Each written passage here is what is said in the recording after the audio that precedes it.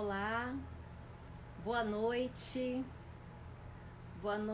Tosto, seja bem-vindo. Boa noite, Maria, já chegou aqui no comecinho. Sejam todos bem-vindos a mais uma live do Evangelho. Que Jesus nos abençoe a todos em nossos lares, onde estivermos, para que o nosso encontro renda bons frutos. Vamos chegando. Fanny, boa noite também. Alonso, boa noite. Mônica, boa noite. Malu, boa noite, querida. Cláudia Germano, bem-vinda. Correio da NASA, boa noite. Verônica Diniz. Leda Rufino, Milene, Newton, Keila Cacau, boa noite a cada um de vocês que aqui estão chegando. Marisol, oi Marisol, boa noite. Vamos aqui dando início à nossa live do Evangelho. Já estamos na hora. Deixamos chegar aqui um pouquinho mais de pessoas. Acho que já estamos até em um bom número.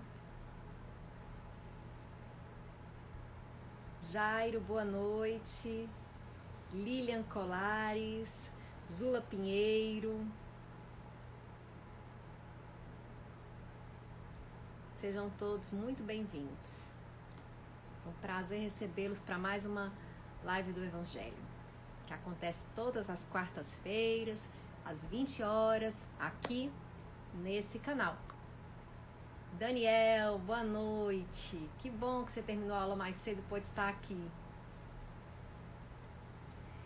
E, gente, como de praxe, nós vamos começar com uma mensagem. Marcos Treiger, boa noite. Há quanto tempo não o vejo? Seja bem-vindo. Liduína, eu vou avisando aqui a palestra de sexta-feira às 20 horas, como tenho dito. A palestra já está acontecendo presencialmente apenas no JEP da Água Fria, mas ela é transmitida simultaneamente por esse canal. Então, nessa sexta-feira, às 20 horas, nós teremos como tema espiritualidade a partir de si mesmo. E o palestrante, ele tem um excelente currículo, convidado especial, currículo riquíssimo. Vou dizer para vocês, olha só. Ele é historiador, ele é psicanalista, da abordagem junguiana. E esse é o título mais nobre dele. Marido da Caroline, Marcos Treiger, sexta-feira, às 20 horas, falando de espiritualidade a partir de si mesmo. Então, não percam essa oportunidade. Feito aí o convite para vocês, para assistirem a palestra de sexta-feira. Vou fazer a leitura de uma mensagem para a gente ir se harmonizando um pouco mais. E como o tema hoje é casamento, eu escolhi repetir uma mensagem que li numa live há muito tempo, no começo da pandemia, intitulada Calma. Se você está no ponto de estourar mentalmente, silencie alguns instantes para pensar. Se o motivo é moléstia no próprio corpo, a intranquilidade traz o pior. Se a razão é enfermidade em pessoa querida, o seu desajuste é fator agravante. Se você sofreu prejuízos materiais, a reclamação é uma bomba atrasada, lançando caso novo. Se perdeu alguma afeição, a queixa tornará você uma pessoa menos simpática junto de outros amigos. Se deixou alguma oportunidade valiosa para trás, a inquietação é desperdício de tempo. Se contrariedades aparecem, o ato de esbravejar afastará de você o concurso espontâneo. Se você praticou um erro, o desespero é porta aberta a faltas maiores.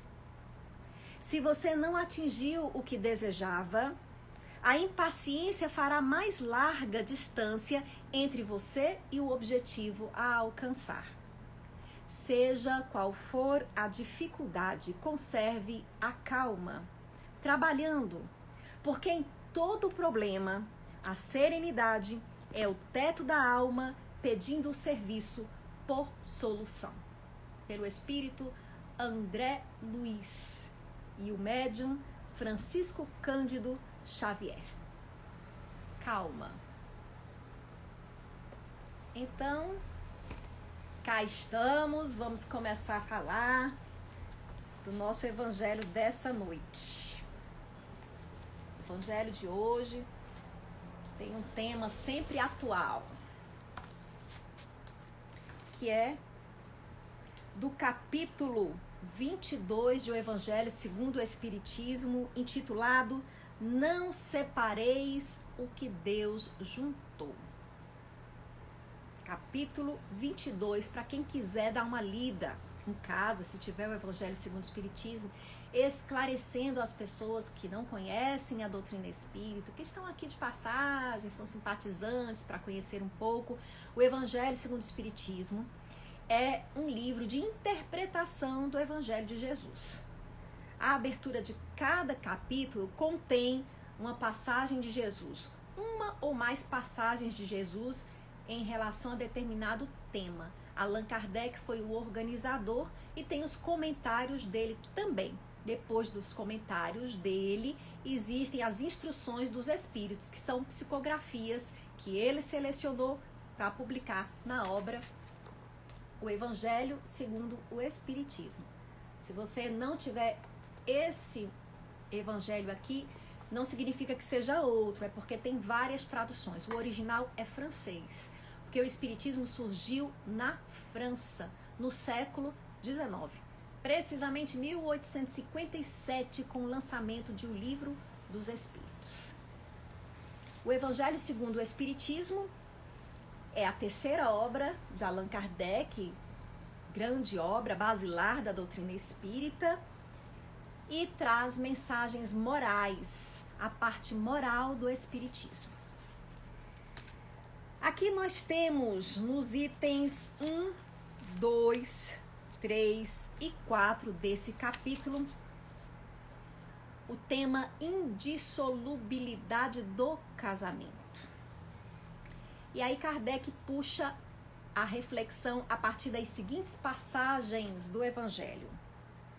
Também os fariseus vieram ter com ele, Jesus, para o tentarem e lhe disseram: será permitido a um homem despedir sua mulher por qualquer motivo? Ele, Jesus, respondeu: não lestes que aquele que criou o homem desde o princípio os criou macho e fêmea, e disse: por esta razão o homem deixará seu pai e sua mãe, e se ligará à sua mulher, e não farão os dois senão uma carne? Assim, já não serão duas, mas uma só carne. Não separe, pois, o homem o que Deus juntou. Por que então retrucaram eles? Ordenava Moisés que o marido desse à sua mulher um escrito de separação e a despedisse. Jesus respondeu: foi por causa da dureza do vosso coração que Moisés permitiu que despedisseis vossas mulheres. Mas no começo não foi assim. Por isso, eu vos declaro que aquele que despede sua mulher, a não ser em caso de adultério, e desposa outra, comete adultério. E que aquele que desposa a mulher que outro despediu, também comete adultério. Mateus, capítulo 19, versículos 3 a 9. Meu Deus! O que é que está escrito na Bíblia? Que só pode haver separação em caso de adultério? Pelo que a gente pode entender, é o que está escrito. Mas o que diz a doutrina espírita a respeito? Qual a reflexão que a gente pode fazer em torno desse tema que pode valer para os dias atuais? Vejam, Kardec faz comentários muito interessantes nessa passagem. Ele começa fazendo uma crítica ao casamento sem amor. Ele vai mostrando que existe a lei de Deus e a lei dos homens. Que a lei dos homens nem sempre ela é condizente com a lei de Deus. Então, quando a lei dos homens está dizendo que duas pessoas estão casando, necessariamente essas pessoas não estão casando perante a lei de Deus. O casamento perante a lei de Deus é um casamento dos corações, de almas, dois espíritos que se afinizam e assumem um compromisso, como diz Kardec aqui, de constituir família. E assim, são dois e não apenas um, a transmitir aos filhos os ensinamentos, essa é a proposta inicial. Nas condições ordinárias do casamento, nem sempre a lei de amor, que é a lei de Deus, é levada em consideração. Então, aqui, Kardec já vai comentando num sentido de explicar que na lei dos homens nem sempre está presente a lei de Deus. Nem sempre quando um casal se une, está se casando conforme a lei de Deus. Está se unindo, Kardec vai esclarecendo, por interesses comuns, por outras questões que não são o amor, até por imaturidade, hoje em dia a gente poderia dizer. Então, nesse caso, realmente não se separa o que Deus juntou. Mas o que o homem juntou por lei, sim, pode se separar. Kardec vai esclarecendo. Ele diz que a lei civil tem por fim regular as relações sociais, os interesses de família, de acordo com as exigências da civilização. Por isso é útil, é necessária e variável. Mas Kardec termina advertindo, né? Será que é mais humano, mais caridoso manter juntos dois seres que não podem viver juntos ou restituir a liberdade a esses dois na perspectiva de uniões melhores, mais regulares? E aí a doutrina espírita tem, portanto, uma flexibilidade. Acredita sim que nós podemos nos divorciar e que isso não contraria a lei de amor. O que está se separando, na verdade, é o que nunca foi unido pela lei de amor. Bem, na época de Kardec, essa era uma discussão muito presente, né? Kardec, ele nos fala, como eu disse, no século XIX. Então, esse livro aqui é de 1866, o Evangelho segundo o Espiritismo. E na época, essa discussão em torno do divórcio estava a mil. Por quê? Mais ou menos no século XVIII, a família começou a se constituir como nós a conhecemos hoje. Ela ficou mais reservada, separada da sociedade. As casas passaram a ter essa forma mais privativa que nós temos, de quartos separados, com um corredor interligando esses quartos. Isso estava acontecendo um pouco antes de Kardec. Então ainda havia, a época de Kardec, e acho que até hoje existe em alguns lugares mais simples, a mistura de todo mundo dentro de casa e a pouca privacidade daquela família. A família era muito misturada à sociedade. Mas ali por volta do século XVIII, a família começa a se tornar mais intimista. Visitar uma família, a sociedade, para penetrar uma família, precisava então marcar um encontro, avisar, senão era de mau gosto fazer isso. Ainda hoje é assim, e só veio a começar no século XVIII.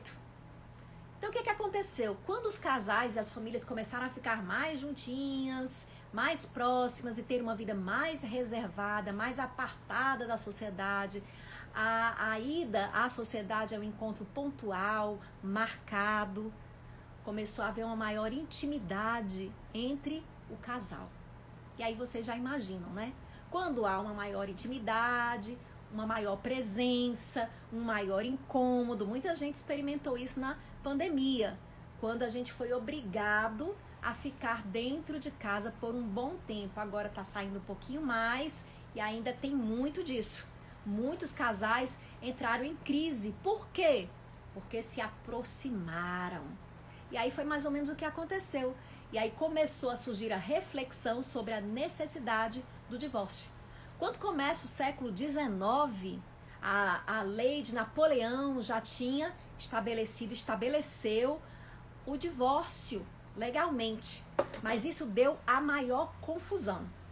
E dando a maior confusão, a lei simplesmente suprimiu o divórcio lá na França, onde estava Kardec aqui escrevendo. Já no final do século XIX, o divórcio voltou a ser legalizado na França.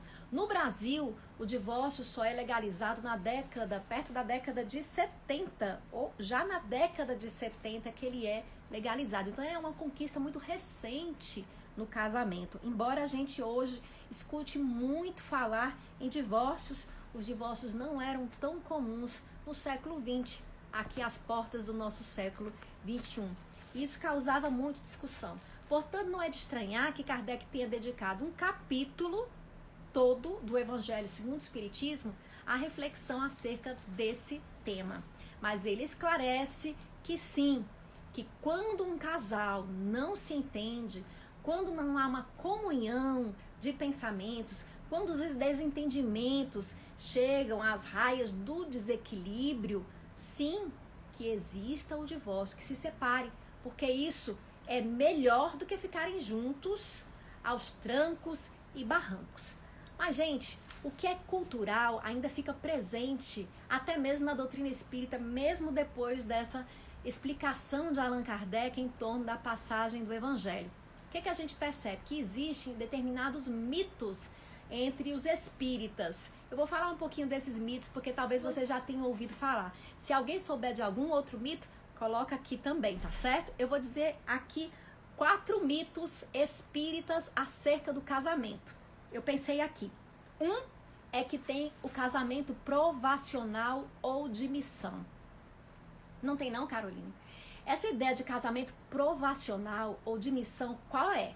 É que tem um cônjuge, que é alguém, um espírito mais evoluído.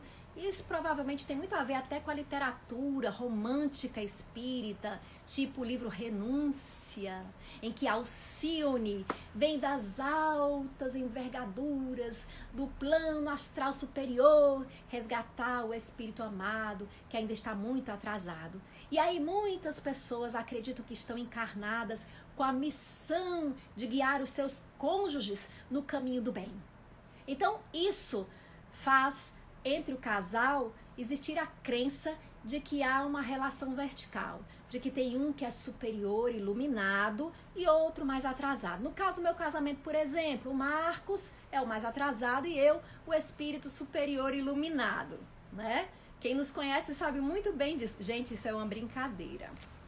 Mas essa é a ideia de que é um casamento provacional ou de missão.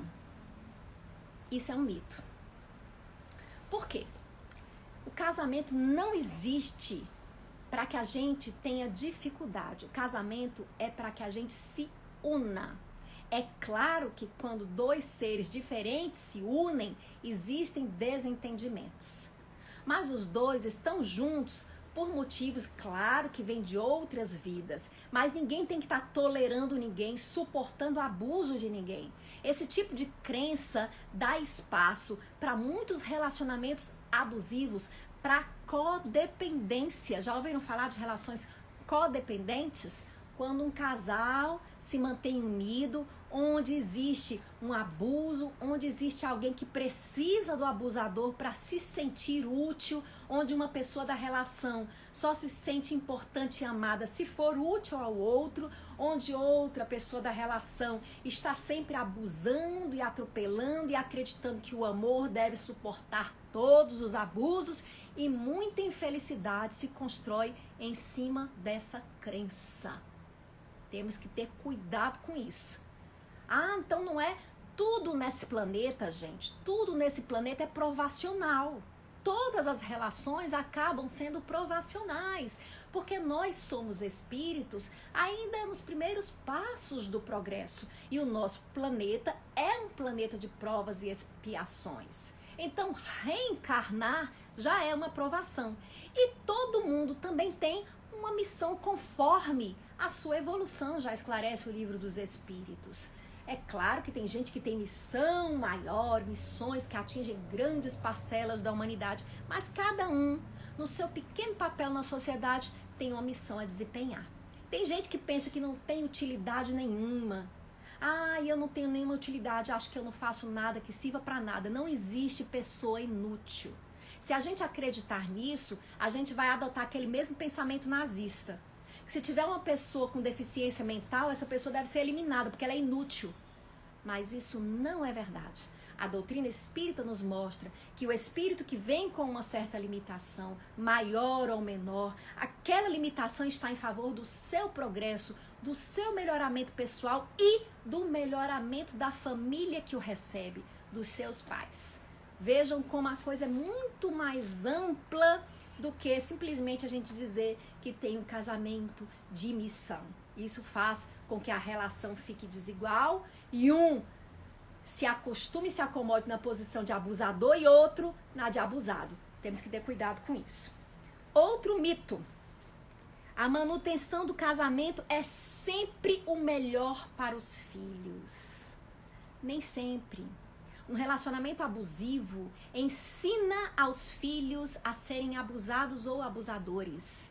Quem disse que isso é melhor para os filhos? O casamento, a união dos pais, a relação dos pais é a referência maior para os filhos. A primeira referência que eles têm de amor. E eles acreditam que essa é a forma certa de amar. Então, se um casal se mantém unido, apesar de todo um ódio presente que está ali, por detrás de cada um dos seus encontros, de suas frases, de suas reuniões, eles estão ensinando para os seus filhos com a sua vida, não com o que fala, como é o amor. E a visão distorcida do amor vai seguir adiante através desses filhos e de geração em geração até que alguém rompa com isso. Não é bem assim que funciona. Outro mito.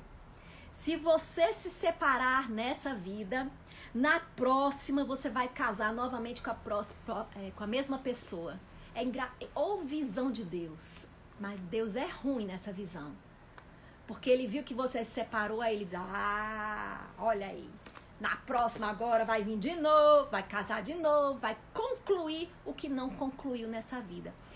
Quem lhe garante, por que é que a gente, sendo espírita e acreditando na vida eterna, acha que o casamento só cumpre a sua missão se ele for até o dia do último suspiro, mesmo que ele vá marcado pelo ódio?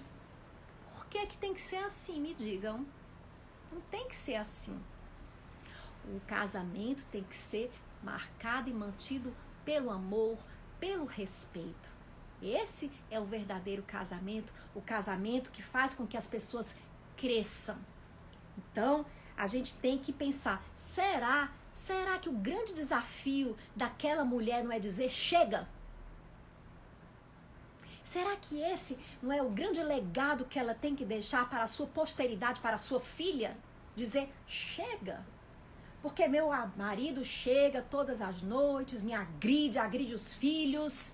Quem me garante que o sucesso dessa relação não é essa mulher dizer acabou? Eu não estou com isso dizendo que se deva ter uma tolerância pequena para com as falhas do outro. É claro que nós temos que tolerar muito. É claro que quando se tem um casamento, e sobretudo quando se tem filhos, nós temos motivos a mais para tentar. Mas temos que aprender a reconhecer os nossos limites e respeitá-los. E nunca imaginar Deus tão cruel a ponto de querer os filhos unidos se matando. Mas simplesmente porque eles têm que estar unidos até o dia do desencarne. E quando chegar lá no mundo espiritual, a vida continua. Aí pode entrar, terminei, cumpri. Ufa! Ainda tem uma pior, que eu já escutei. Uma mulher tolerou o marido até o último dia de vida dele, ela era espírita. Aí a bichinha se aliviou nos últimos anos. Quando desencarnou, que chegou lá em cima, foi fazer o planejamento reencarnatório da próxima encarnação. E aí alguém disse, bom, na próxima encarnação você vai casar com o fulano de tal dos Anzóis Pereira. Ela disse, opa, essa foi a encarnação que passou. Ele, não, você vai casar de novo. Ela, mas meu Deus, eu tolerei fulano a vida toda. Aí o espírito de luz cruel diz, você tolerou, agora você vai aprender a amar. Que ideia que a gente faz do aprendizado? Tem que ser assim. O sofrimento, a dor não são castigos. Não são. São processos, são consequências dos nossos atos que acontecem, e a partir do momento em que a gente vai sofrendo as consequências desses atos, a gente vai aprendendo como agir melhor. O grande intuito é educativo, nunca punitivo. É claro que uma pessoa não vai amar quem a maltrata. Essa pessoa teria que estar dissociada para poder amar quem está maltratando ela. Ai, Caroline, eu gosto tanto de quem me faz mal. A pessoa me maltrata, eu me mantenho ligada por um amor tão grande, é tão grande. É amor ou é sintoma? Tem casamentos que são encontros de almas e tem casamentos que são encontros de sintomas. Nós temos que saber diferenciar. Outra crença, gente. Existe em algum lugar um espírito feito sob medida para você. Crença romântica. Em algum lugar tem aí, você está procurando todo dia encontrar a tampa da sua panela. Vocês já viram que panela cabe mais de uma tampa? Quando a gente perde aquela tampa daquela panela, ela se solta. Dona de casa sabe do que eu tô falando, dono de casa. Soltou aquela partezinha que segura, né, a tampa? Você pode botar outra, se encaixa lá também. Então assim é a gente. Nós somos espíritos que se relacionam e vamos crescendo uns com os outros. Atraímos para perto de nós aqueles que têm alguma afinidade com a gente. Caroline, como assim afinidade comigo? Fulano, que eu pensei que era gente boa, é um demônio encarnado. Meu Deus, eu tenho afinidade com isso. E aí, gente, é que vem o grande propósito do casamento. É o nosso crescimento. Porque eu não estou dizendo que a gente não deva casar. A gente pode casar? Sim, deve. E o grande desafio no casamento é a gente ir transformando o nosso amor e mantendo o amor na diferença que vai acontecendo na relação com o passar do tempo. Óbvio que quando a gente conhece aquela outra pessoa num primeiro momento, ai, é tão legal, é a descoberta. Você gosta disso? Gosta? Ah, eu também. A gente vai por essa fase. A gente se conhece. Mas depois que a gente já está convivendo, já sabe tudo que o outro gosta, já sabe o prato preferido, não tem mais surpresa. E aí é um outro momento do casamento, um outro momento do amor. É o momento em que a gente vai encarando, olhando as diferenças e tentando encontrar um ajuste no meio das diferenças. Esse é o grande desafio. Então aquele outro que nos vem como parceiro, muitas vezes, no começo a gente projeta nele aspectos positivos de nós mesmos. E nós enxergamos aquela pessoa maravilhosa. E depois, com a intimidade, nós passamos a projetar aspectos negativos de nós mesmos. O outro traz a oportunidade de eu me conhecer. Na relação com o outro, eu vou sendo convidada a conhecer aspectos meus desconhecidos. Olha que bonito. Então a relação é um processo de aprendizado. É para isso que nós nos relacionamos. Mas o outro não é o seu complemento. O outro não é a sua cara metade, porque você é um ser inteiro. O outro é o seu companheiro. Nada melhor do que você casar com um companheiro, com uma companheira, com alguém que faz a sua caminhada mais leve, mas não alguém que lhe carrega nos braços, alguém sem quem você não pode viver, porque aí já é uma doença. Você está precisando de um respirador artificial, de algo fora, fazendo com que você viva. Não faz sentido. Aí, porta aberta para decepção, porque ninguém vai ser tão bom para preencher o vazio que lhe falta. Sempre vai ter alguma dificuldade nesse encontro. E é importante que a gente procure ser inteiro. Se nós formos inteiros, vamos atrair relações melhores para nós mesmos. A gente atrai as relações de acordo com a gente. Você fica desenhando aquele par perfeito quando não é perfeito também. Então nós estamos para aprender juntos. O casamento é um desafio de se aprender juntos. Então aqui eu vi um pouquinho, né, do propósito espiritual do casamento nesse livro que é do Pathwork, que é Criando União. Olha que frase bonita que eu encontrei nesse livro. Nossa ânsia por uma união mais profunda com o outro é irresistivelmente poderosa graças à sua importância cósmica. Deus colocou em nós essa necessidade de procurar o outro, porque justamente o outro vai provocar na gente a imersão de características nossas ainda adormecidas. O outro livro que eu indico para vocês tem no JEP, Sexo Divino, que fala de relacionamentos e espiritualidade, além de falar de sexo, claro. A autora, Caroline Secundino Traeger. Eu que falo com você agora, tá bom? Fica aí essas dicas para quem quiser saber. Esse aqui é bem a visão espírita dos relacionamentos. E o outro, uma visão, não é espírita, é do Pathwork, mas é uma visão espiritualista que condiz com a visão espírita. Fica aí o convite para que vocês façam essas leituras e descubram uma nova maneira de enxergar os relacionamentos. Queria ver aqui os comentários de vocês. Deixa eu ver aqui o que estão dizendo. Girane aqui dando boa noite. Deixa eu ver. Vendo aqui, procurando os comentários. Acho que muita gente falou. Alguém teve um déjà vu, Maria aqui.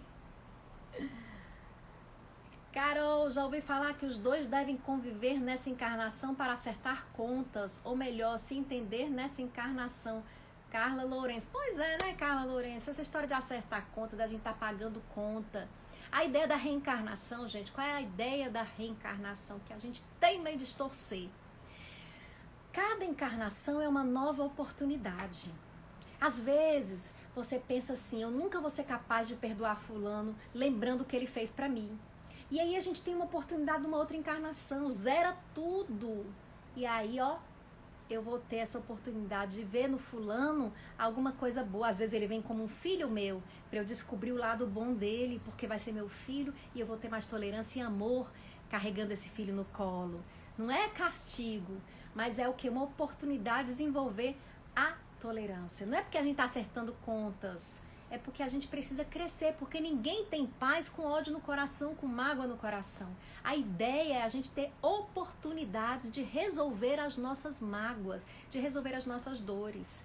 Então, a cada encarnação, eu trago para essa nova encarnação quem eu sou, o espírito que eu sou, aspectos que eu já desenvolvi em várias encarnações.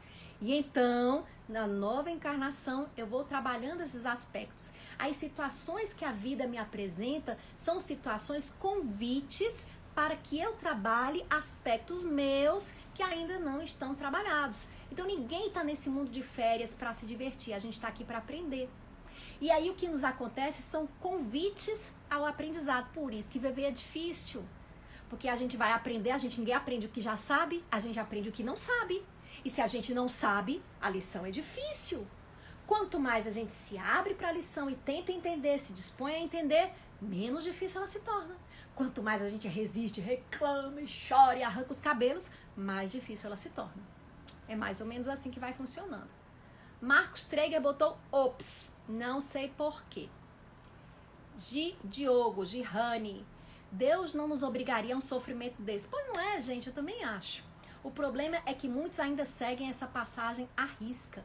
Muitos crimes passionais são praticados baseados em crenças levadas a ferro e fogo. Pois é. Está mais do que na hora da gente conseguir ler a Bíblia de uma forma metafórica, trazendo sim a Bíblia para o nosso dia a dia, mas como um livro de ensinamentos que tem que ser interpretados, que não podem ser compreendidos ao pé da letra. Né? Então são metáforas, são representações. Uma metáfora que a gente pode dar, né, da união homem e mulher é a união dos opostos, né, dos nossos aspectos feminino e masculino. Então, independente do gênero a que nós pertençamos, nós trazemos dentro de nós características de polos opostos. A gente traz dentro da gente a capacidade de ser agressivo, mas também a capacidade de ser passivo. A capacidade de ensinar e a capacidade de aprender.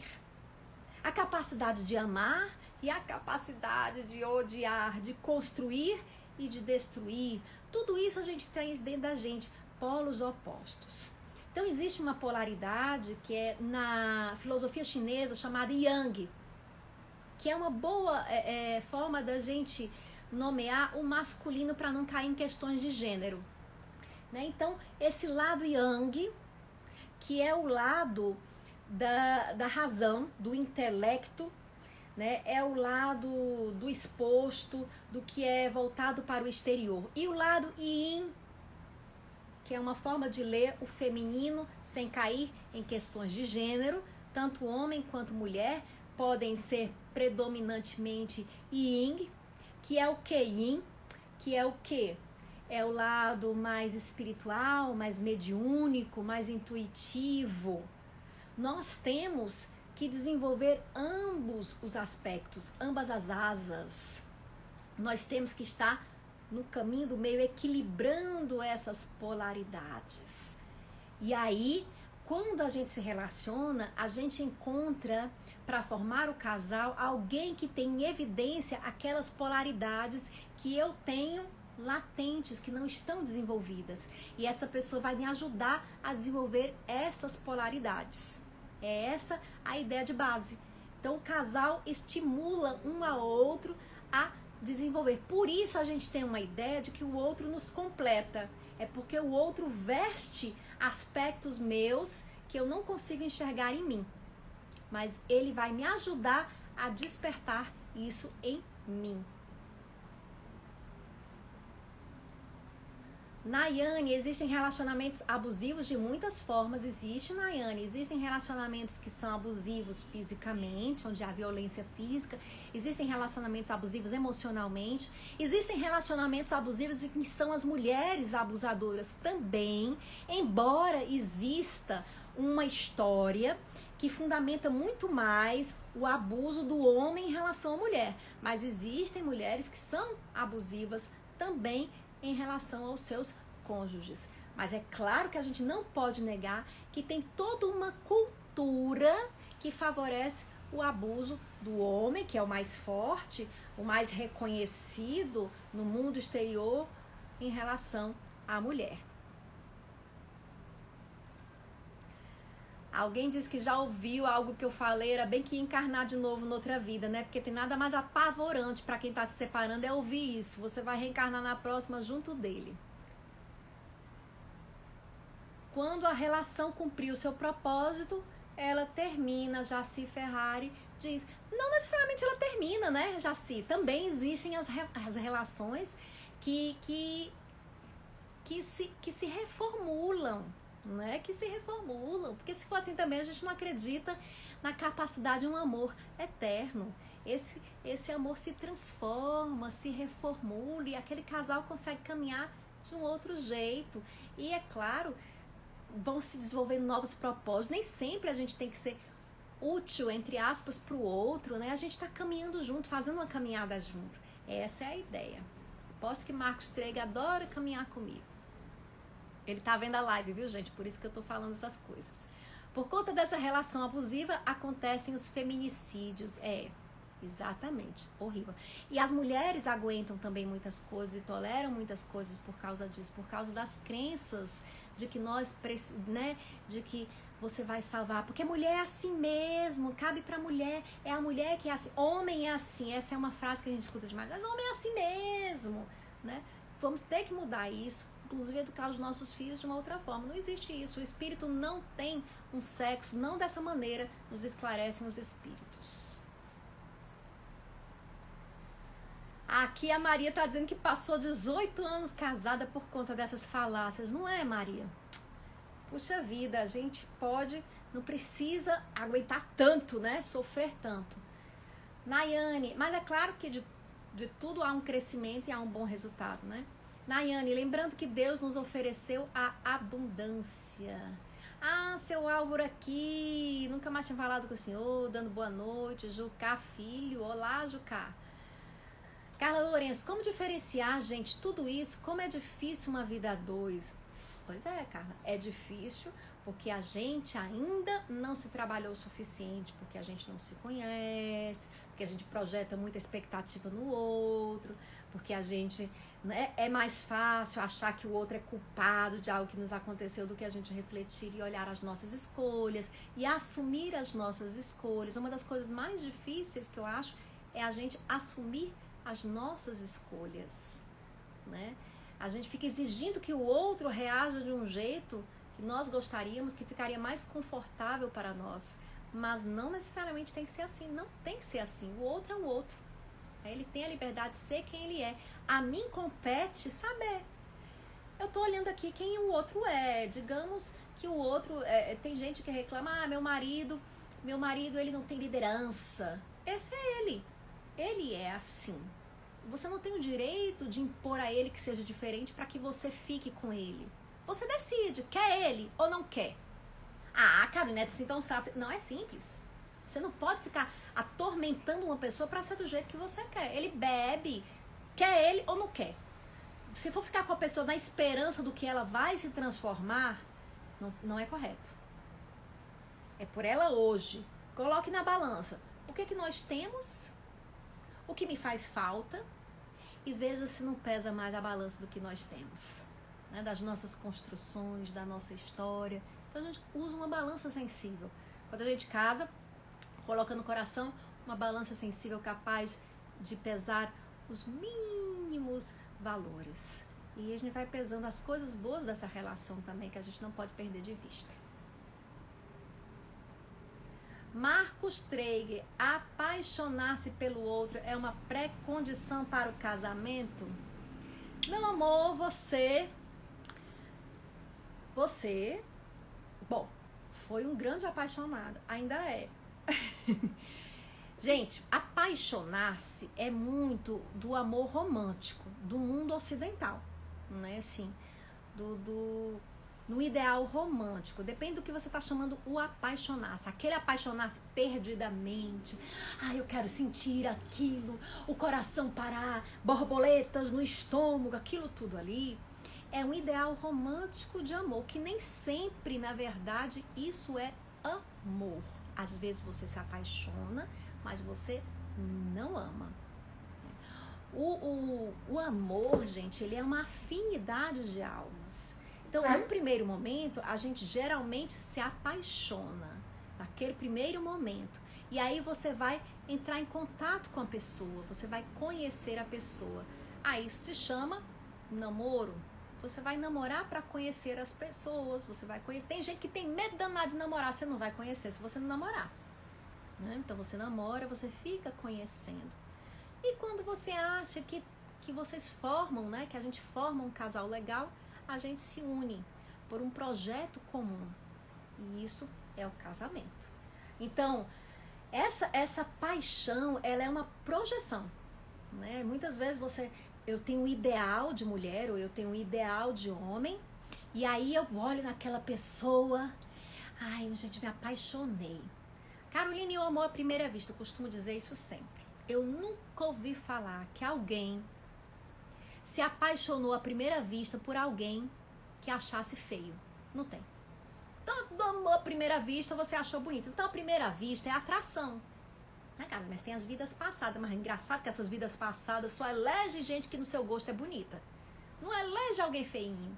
Então, isso daí é uma ilusão. Né? A gente vive num mundo de ilusões. Né? A gente mergulha na carne e perde essa consciência maior da vida.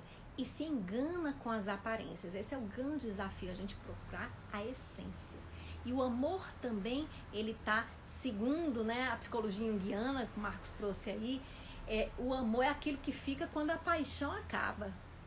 Quando esse deslumbramento acaba. E aí é o grande desafio do amor. Então, já no mundo oriental, né, a história do casamento é diferente. Os casais se unem, né, por compromissos.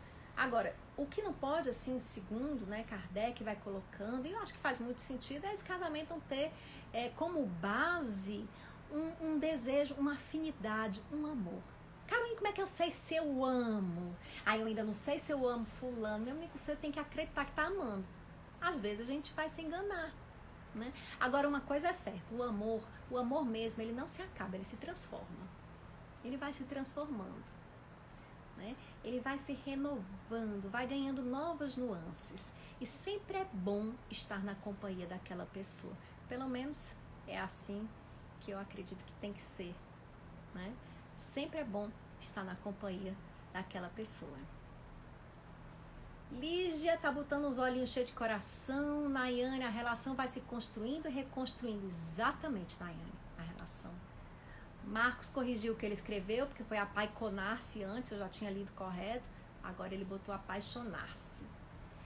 Nicolas, não existe alma gêmea, sim alma afim.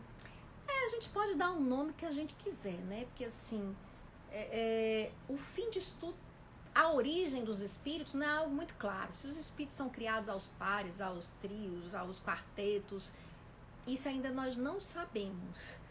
Mas o que a gente sabe é que ao longo das muitas encarnações nós vamos nos afinizando mais com alguns espíritos e estabelecendo vínculos com eles, e esses espíritos retornam sempre fazendo parte daqueles que nos são mais próximos, via de regra como nossos familiares. Ora vem como filho, como mãe, como irmão, e pode acontecer de vir como cônjuge também. Malu, isso de se relacionar com outra pessoa é complicado. Pois é, Malu, tudo nesse mundo é complicado. Porque se a gente não tolera pequenas falhas e termina, acaba se tornando intransigente e corre o risco de terminar um relacionamento que poderia mais vir a ser bacana por besteira. Por outro lado, se a gente releva e perdoa, corre o risco de ensinar o outro que ele pode fazer o que quiser, que sempre vai ser perdoado. Bom, você não deve estabelecer a sua relação pelo que o outro vai pensar. Esse é um grande erro. Porque se eu fizer isso, ele vai pensar que. Se eu fizer aquilo, ele vai pensar que. Não é assim que a gente se relaciona. A gente tenta ser fiel ao nosso coração. Então, se eu digo para alguém, se eu dissesse para o Marcos, olha, Marcos, se você continuar desse jeito, eu não vou conseguir mais ficar com você. Não é uma chantagem. Eu estou dizendo, estou revelando pelo que eu conheço de mim, que eu não aguento isso. Mas eu não disse isso para o Marcos, tá bom, gente? Então, eu estou dizendo de mim que eu não aguento isso. Eu acredito que eu não vou aguentar esse tipo de coisa. Então, eu estou comunicando isso. E aí, o outro vai fazer ou deixar de fazer sabendo que aquilo me magoou ou não. Eu não sei até quando eu vou aguentar ser magoada naquele ponto que eu já falei que magoa. Então, eu que tenho que ter essa medida. Então, é isso. Você não deve botar limite para que o outro pense, é para ele saber que eu tenho limite. Não, você tem que botar limite porque você tem um limite. Porque senão o outro é o centro das suas ações, o centro das suas escolhas. Haja por sua consciência e assuma a responsabilidade das suas escolhas. Você não tem que fazer para que o outro veja. Eu não vou falar, acho que hoje em dia tem muito disso. Os relacionamentos hoje, né, as pessoas, infelizmente, seria tema para outra live, né? Existe o sexo antes do casamento. Os casais se conhecem profundamente antes do casamento. Aí uma vai e diz assim, tem relação sexual, mas nunca diz que ama. Nunca diz que tá afim, nunca diz que tá apaixonado, nunca diz que quer encontrar, não telefona. Porque ele vai pensar que eu gosto. Porque ele vai... Gente, sério, você vai se relaciona sexualmente com a pessoa, você tá com medo que ela pense que você gosta dela. Eu acho que isso é tão sem sentido. É claro que você gosta. De alguma coisa você gosta. Não é? Pelo menos, se você tá sentindo essa necessidade de continuar esse vínculo, você tem alguma conexão com essa pessoa. Aí você não quer que ela perceba.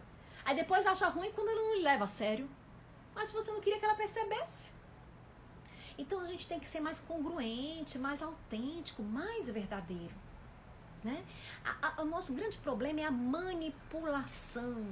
Onde tem manipulação, o amor não encontra espaço. Onde você age para isso ou para aquilo. Você tem que agir conforme sua consciência. Não fica pedindo pro outro. A gente diz assim pro outro, olha, se você me disser, você não me disse isso, tipo, isso acontece muito em casos de traição. A mulher fica aborrecidíssima, ou o homem, porque a mulher traiu, e ele não sabia e deixou de trair porque achava que ela era fiel. Meu amigo, se você deixa de trair ou não trai ou não trai, é uma questão sua. O outro não é quem te faz tomar essa decisão, deixar de decidir. O outro tem a vida dele, ele tem as decisões dele, os riscos que ele assume escolher. A gente tem que entender o que é escolha nossa. Vocês tiveram uma traição, resolveram permanecer juntos. A mulher diz, perdoei. Escolha sua. O outro não está em dívida contigo, não.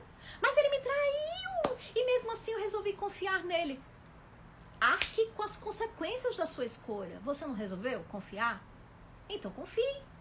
Eu não estou querendo dizer que você vai achar bom ter sofrido uma traição.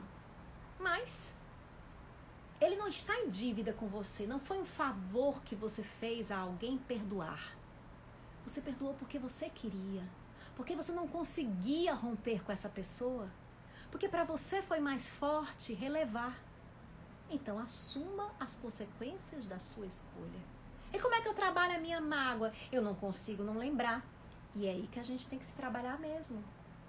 Faça uma terapia, reflita. Como é essa mágoa? O que isso representou para mim? O que pesou na minha vida? É mais ou menos o que a gente tem que estar fazendo. O Daniel está dizendo um livro muito bom, deve ser O Sexo Divino, que ele deve estar elogiando. Excelente livro, acredito que foi esse mesmo. Carol, minha amiga me indicou esse livro, dizendo que é fantástico, deve ser Sexo Divino. Que legal, não sabia que era você a autora. Ah, é mesmo, gente, obrigada. Daniel, eu tenho a ideia romântica de que os espíritos se combinam antes para se encontrar e viver uma relação amorosa, antes de reencarnar. Não é assim, não? Bom, há relatos de que sim, de que os espíritos... na verdade, gente, a gente atrai pra gente aqueles espíritos com os quais a gente tem afinidade. Vocês acabam encontrando um espírito que está correspondendo a você. E é claro que quando a gente ama, a gente atrai a pessoa que a gente ama também para pertinho da gente. Mas o nosso amor, gente, ainda é muito mesclado das nossas imperfeições. Então não vai ter essa relação perfeita. Uma relação sem briga não é necessariamente uma relação perfeita. Tem relacionamentos que são mornos. Falta de briga também é convite à reflexão. Um casal que não discute é um casal que não conversa. Porque se conversa, vai ter arestas, né, a serem trabalhadas. Vão existir dificuldades, porque não são tão iguais assim, ninguém pode ser tão igual assim a outro. Tem que ter discordância, tem que ter diálogo, tem que ter consenso. É assim que funciona. Marcos está dizendo, somos trilheiros da alma. É isso mesmo, somos trilheiros da alma. Maria, tem alguma explicação espírita para a situação da pessoa não conseguir sair dessa situação? Falta 5 minutos para terminar a live. Tem que começar a me despedir de vocês, Maria? Tem alguma explicação espírita. Na verdade, gente, não é uma explicação. São várias explicações, né? A gente tem uma visão mecânica, acho que eu falei isso até na live passada, de que nós somos como carros. Que quando tá um defeito, a gente leva lá no mecânico, tem um grilo, caça aí onde é o grilo. Aí ele caça, descobre, tira e acabou. Não é assim. É uma série de fatores. Tem a ver com a nossa cultura, tem a ver com a nossa educação, tem a ver com o que a gente acredita, com o que a gente procura, com o que a gente atrai, como a gente é e nem sabe que é. Tudo isso. Então, uma soma de fatores. Então, é preciso um processo complexo de autoconhecimento aos pouquinhos, para a gente ir saindo de uma determinada situação que está se repetindo. Situação que se repete é como sonho que se repete. Sonho que se repete é porque a gente ainda não descobriu qual o significado dele, qual é a mensagem que ele traz para a gente. Então, ao invés da gente procurar a causa, vamos tentar entender qual o aprendizado que eu tenho que tirar daqui. O que é que eu preciso aprender dessa relação? Porque talvez se eu aprender isso, eu não preciso mais passar por essa lição. Com certeza. Bom, gente, vamos terminando aqui a live. Muito obrigada por suas participações. Dona Gracinha, minha linda mamãe, está aqui também. Muito obrigada. Marcos está aqui dando assistência, respondendo. Muito obrigada, Marcos. É assim mesmo, a gente é parceiro. E a traição no casamento, como foi falado do adultério? Falei, Maria, já agora. Então, o ideal é se casar várias vezes com o cônjuge. É isso mesmo, Marcos. A gente vai sempre renovando os nossos votos. Sempre é bom a gente se perguntar, eu casaria de novo com essa pessoa? Porque ela mudou e eu mudei. Eu casaria de novo com essa pessoa? Será que essa pessoa quer casar de novo comigo? É uma boa pergunta. Gente, vamos fazer a leitura de uma mensagem para a gente encerrar. A sementinha do amor, do cura teu coração. O amor é essa virtude que congrega num só todos os divinos mandamentos, é o maior de todos os sentimentos que o homem desde o início em si carrega. O homem que ao amor cedo se entrega, liberta-se mais cedo dos tormentos, pois pelo amor transforma os sentimentos no barco de esperança em que navega. O amor sabe entender, sabe esperar, para em momento certo ele operar, como o pomicultor que se dedica ao grão tão pequenino que cultiva e rega pelas águas da fé viva, até que cresce, flora e frutifica. Lembrando que esse é o amor ágape. Os nossos relacionamentos são treinamentos para o amor maior. Nós começamos amando os outros, os corpos, aquele encontro furtivo, e vamos evoluindo e amadurecendo até o dia em que nós vamos amar com o coração e com a alma a humanidade inteira. Mas a gente começa treinando nos nossos relacionamentos. Bom, gente, vamos então pedir a Deus que abençoe os nossos lares, que derrame sobre cada um de nós as suas bênçãos, que nós possamos ser inspirados, que quem estiver passando por uma crise no casamento, seja inspirado, observe dentro do coração se existe amor, mas se existe também auto-amor, que seja muito generoso consigo mesmo, para que possa olhar com generosidade o outro, que a gente possa receber essas bênçãos em nossos lares, que possamos sentir o benefício da mensagem de Jesus tocando o nosso coração, para que estejamos fortes e firmes para as lutas cotidianas da vida. Receba cada um em sua casa o seu passe espiritual de renovação energética para mais uma semana de lutas, até o nosso próximo Evangelho na próxima quarta-feira. Muito obrigada pela presença de vocês, que Jesus nos abençoe a todos nós, e aqui eu vou finalizar deixando um beijo para o meu parceiro de caminhada, o meu trilheiro, Marcos Traeger. Sexta-feira, gente, ele vai estar dando a palestra. Podem ver como ele é bonito, viu? Tchau, tchau!